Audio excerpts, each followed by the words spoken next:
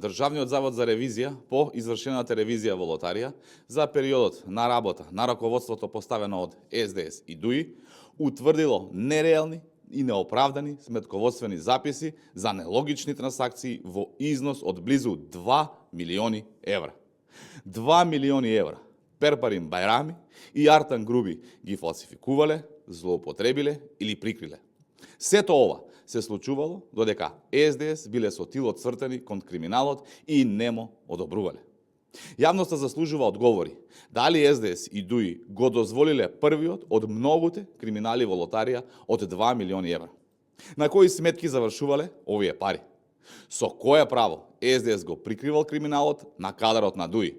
И зошто јавното обвинителство толку време немало постапено, иако ние јавно баравме одговорност и за други предмети поврзани со лотарија.